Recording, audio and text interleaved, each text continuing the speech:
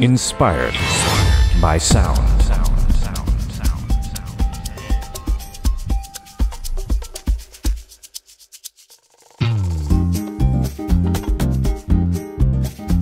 Well, hello there. Inspired by sound.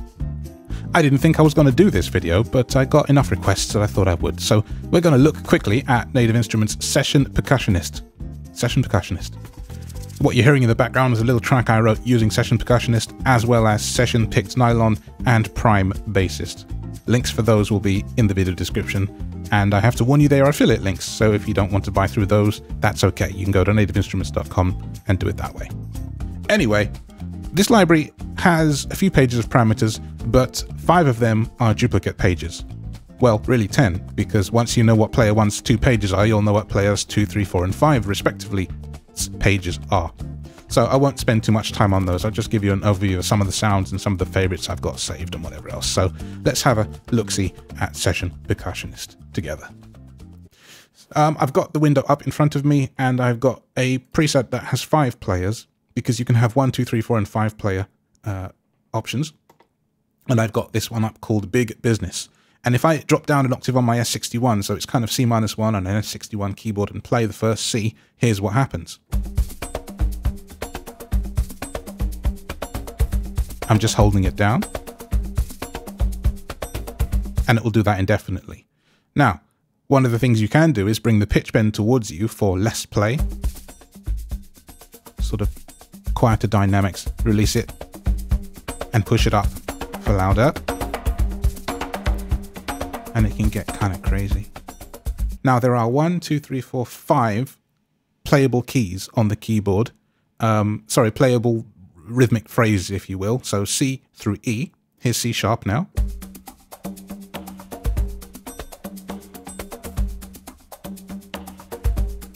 Moving on to D.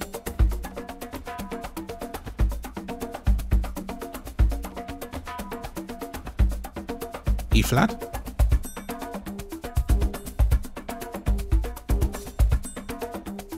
That's quite cool, I think. Onto E.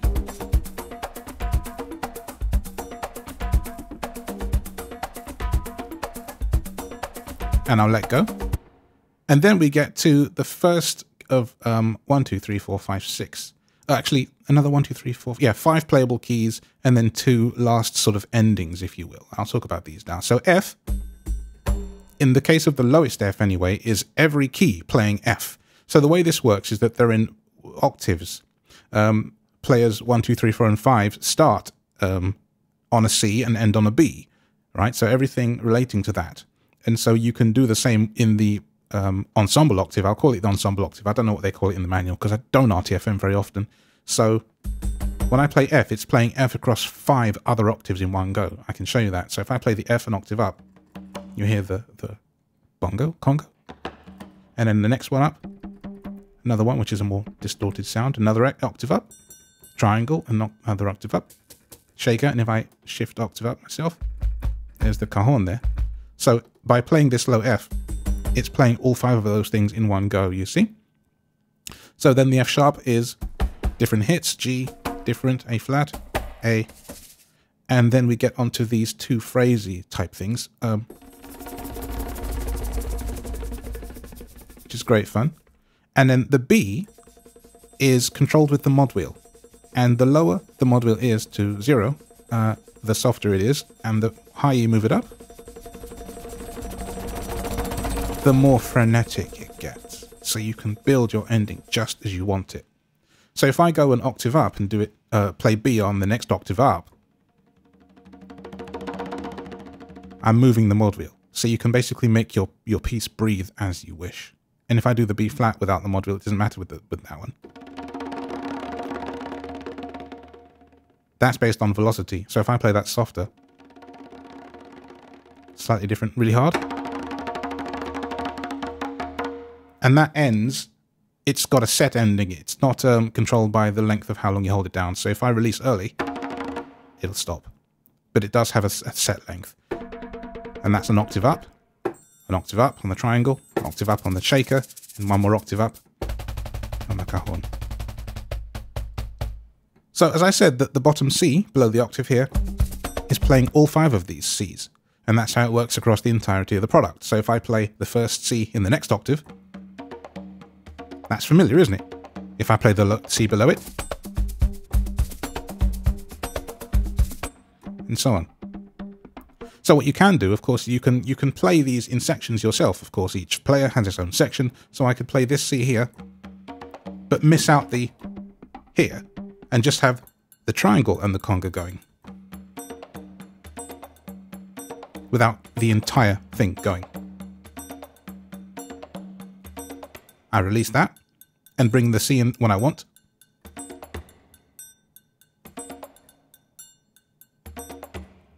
And it is controlled by the first thing that plays will control the tempo. It's currently set at 120 BPM in this piece, so everything is running at 120. But if I, for example, just play that C indefinitely, because it's the first thing to play, it is going to re-trigger. But if I hold the triangle down and keep pressing C, it's not going to play from the beginning of the phrase each time. So you can really tailor. I'm playing C, D, and E in different phrases at this point, you see. That's really cool. I really like that. So now let's talk about the NKS mapping itself. So there are 10 pages, 2 for each of the players, and then there's one page, the intro, which is the Humanize, Swing, Timing, Rumen Articulation Filter. So let's talk about the parameters that make sense here. So Humanize is 100%, and I'm going to turn it up. It can go to 150%. I'll turn it all the way down. You tell me if you can hear a difference there, because I certainly could not, but maybe other presets will demonstrate different things. So I'll try and get this back to 100. Okay. The next, we can really tell. This is the swing amount. It's currently at 0%. I'll now turn it up. We're at 52%. We're at 100%. And we'll bring it back down to 0. The next swing, the next option for swing is the time base, which is currently 16th. And if I set it to 8th, which is the only other option it has, and turn the swing back up, it does that just every now and then. It's a very weird swing, actually. I'll set that back to where it needs to be, back to 0. Then there's a timing shift, which, unless I have a metronome running, you're not going to notice. So let me solo the track, because right now the piece that you heard in the intro is in Logic running at the moment as well. And I'm going to hit play. And if I play, see, it's now controlled by the transport. So even if I didn't press C at the very beginning or any of these notes, the transport's controlling that. Now, let me shift the thing. It's now 80 ticks behind beat. And that's the maximum it can go. And we can go 80 ticks in the other direction. So now it's minus 80 ticks. So that's quite useful if you need it to do that. Now, can I get it back to normal? Yeah, just about. Okay. It's 2 ticks ahead, but it doesn't really matter. Right, the room size next. There are 2 room size options here. And I think it's just about the size of the staging where the stuff was recorded. Not 100% sure. Again, as I said, I didn't RTFM because I'm a bad person. Next is a compressor, and it was at 30%. Now it's at 100%. Bringing it back down. Then they have this amazing articulation filter, which I really, really like. Imagine like a sort of high cut, low cut, or high pass, low pass as your nomenclature decides you. So right now the lowest is on 0% and the highest is on 100%. And if I turn, let's go the other way actually. Let's turn down the highest from 100 slowly. Listen to what happens.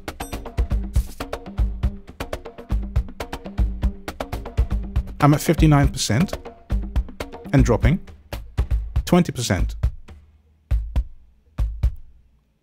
And I'm 0%, so there's nothing left to play. I'll turn it back up and we'll go the other direction. So that was knob 8, by the way. I'm going to turn up knob 7 now. No more cajon. We still have conga patterns, but they're not as busy as they used to be. 33%. It's just on the edge of hearing now. Triangle's still there. Shaker's still there.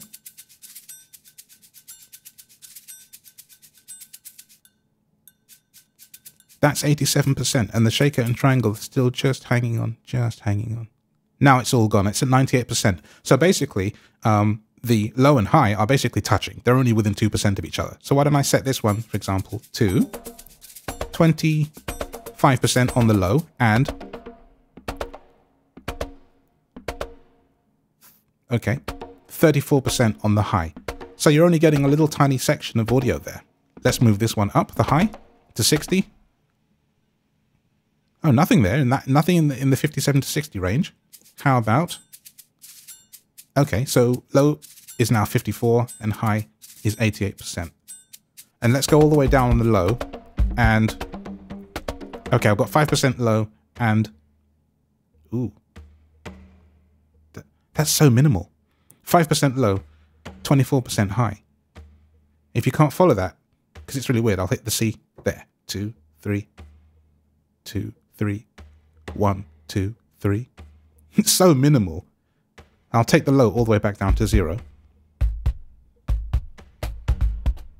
So you can really tailor the sound that you need by using these two controls. I think these are two of the greatest controls in the product, I'll be honest.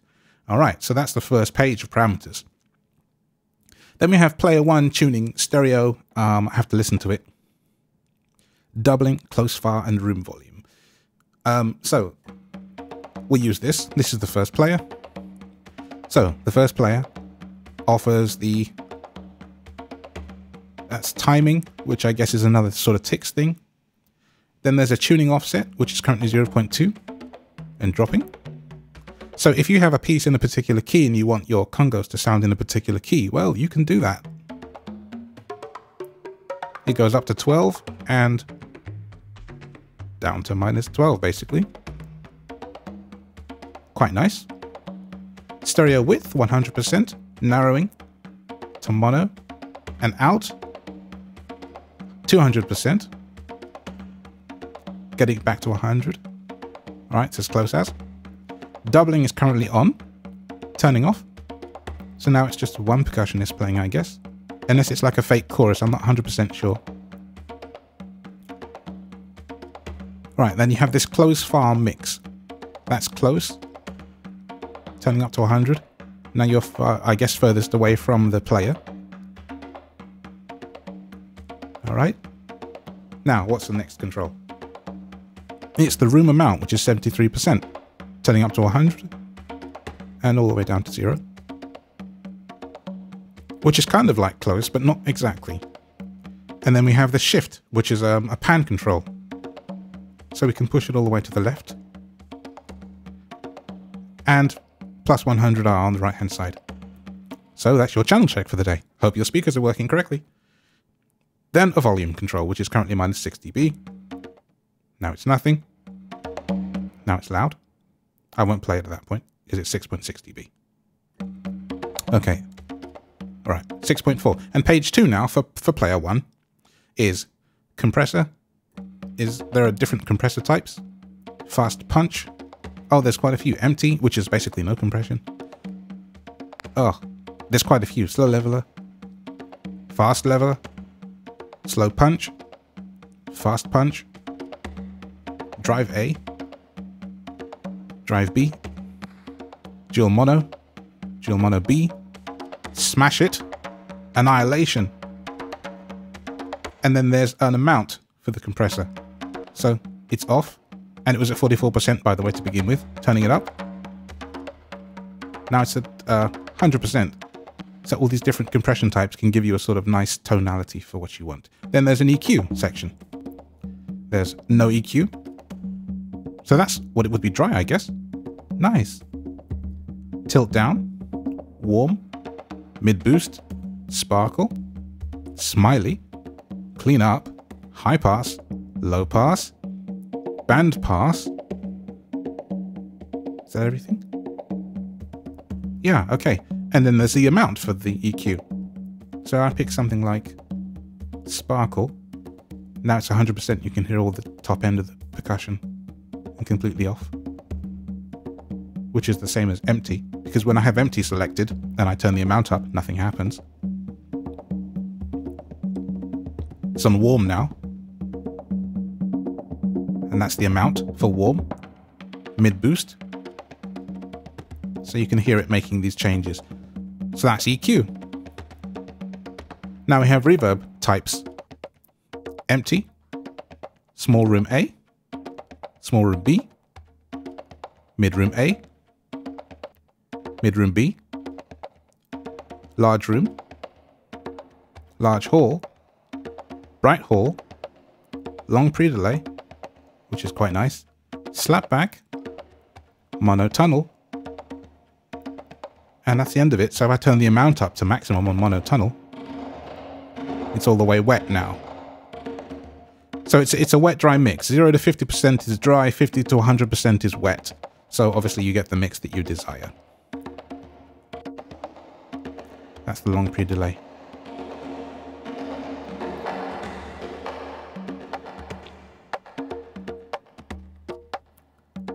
Then delay types. Let's talk about the delay types. So we'll start with empty. Dotted eighth A, I'm turning up the amount. Dotted eighth B. Eighth delay A. Eighth delay B. Garden hose. I can see that. Triplets. Quarter.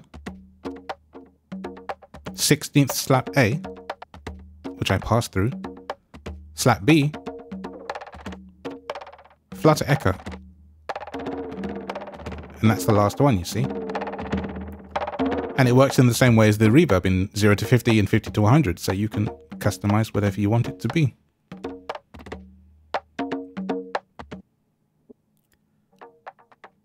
So it's dotted 8th B there, it's just going to hang out and do that. And it's mostly wet. I'm going to start turning down the delay slider. There we go. So it's 80% now, so that means probably it means 80% wet, 20% dry, I suppose. If it was 20%, it would be 20% dry, 80% wet. Other way around, sorry. 20% would be 80% dry, 20% wet. Yeah, I know what I'm talking about. So then we have come to the end, basically, of the pages, and then the pages are repeated for the next 4 players. So that's kind of a quick breakdown overview of what this library can do. I mean, the quickest of quickest breakdowns, really. I really like it. I think of all the sessionist libraries, or session libraries rather, I like this one, some of them most. It might seem like there's not a lot of choice in terms of parameters, and I don't know what I'm missing because it's not listed, so it's hard for me to know exactly what we're missing when we do this. But I feel like with the amount of presets, I think there's 100 and some presets, maybe more. I looked yesterday, but I don't remember the number. A heck of a lot of snapshots, though. I'll show you some of the previews.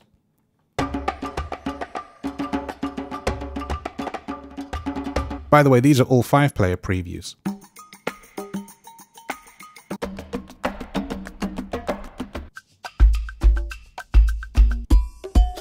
This is one of my favorites. I'm going to load this. I'll show you how long it takes to load these presets, because they're really big, and I think it takes a lot of RAM to do this, so it takes a while to kick in. So I basically just have to talk at you for the duration of the next 3 seconds or so. Are you loaded yet? Hey, you live. I'm so glad about that.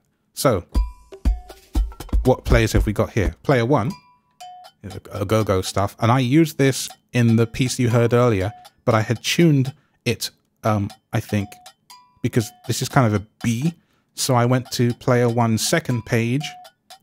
No, I didn't. Player 1's first page, and it's minus 1.4, so I turned it up to 0.0. There we go. So now it was in C instead of B. Or B flat or whatever it was kind of in. It was kind of in between something. So that's how I tuned it. The next player up. Car horn stuff. Shakery stuff. What's this one? Chimes. There we go.